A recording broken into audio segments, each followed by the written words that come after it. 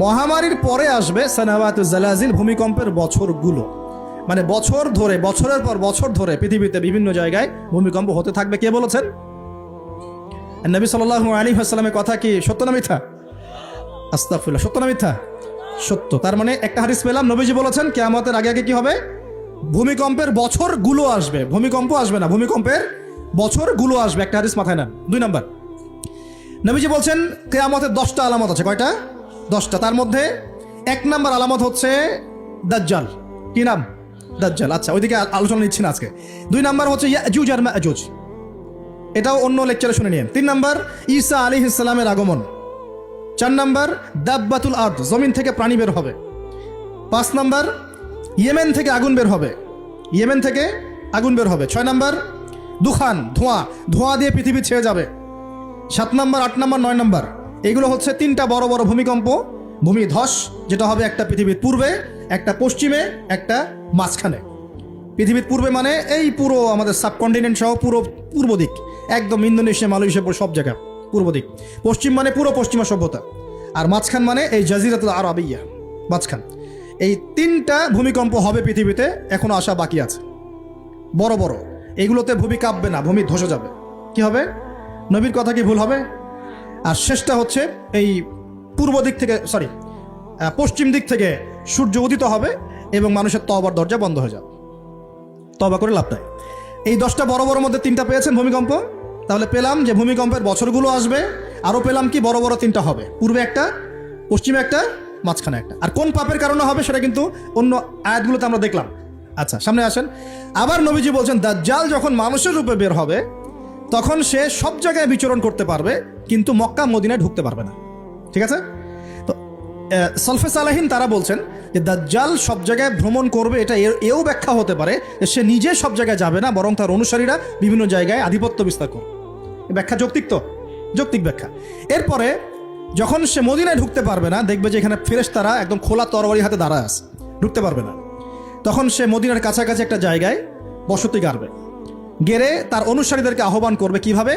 সে, আল্লাহ পাক তো তাকে কিছু ক্ষমতা দিবেন পরীক্ষা করার জন্য। সে 3 বার ভূমিতে আঘাত করবে, এতে করে ভূমি কেঁপে উঠবে এবং এই ভূমিকম্পে মদিনা থেকে যত মোনাফেক টাইপের যত মানুষ আছে সব দৌড় দিয়ে দাজ্জালের দলে যোগ দিবে।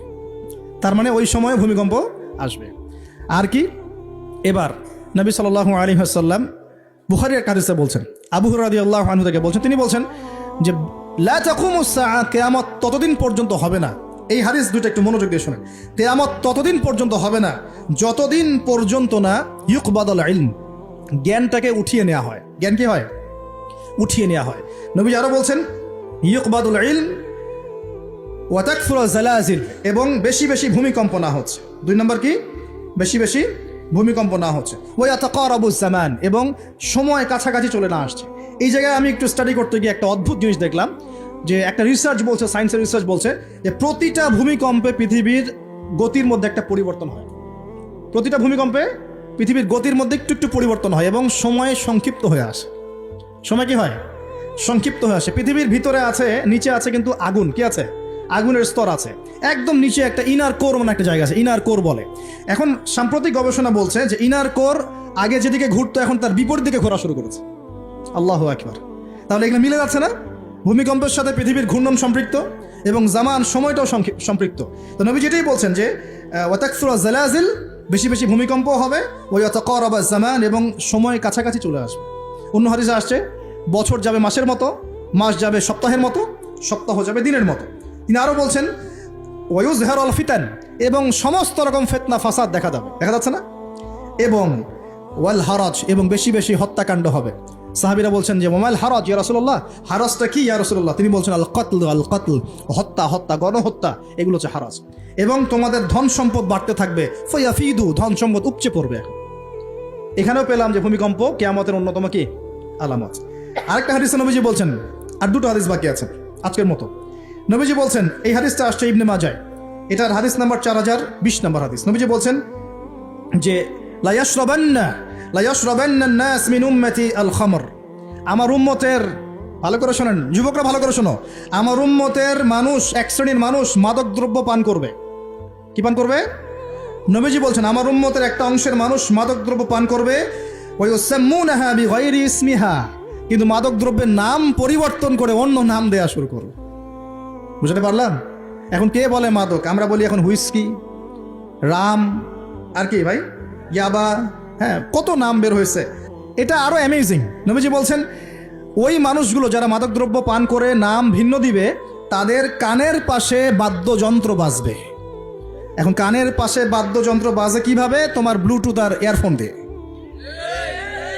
বুঝতে পারো নাই মনে হয়? এইভাবে শব্দ আসলো কিভাবে হাদিসের মধ্যে? নবীজি এভাবে শব্দ প্রয়োগ করলেন কেন? যে ওয়ায়ুযাফু আলা রুউসিহিম বিল মাআজিফ, তাদের মাথার পাশে কানের পাশে বাদ্যযন্ত্র কেমন করে বাজবে? তোমার কানের ভিতরে ঢুকানো আছে বাদ্যযন্ত্র, আছে না?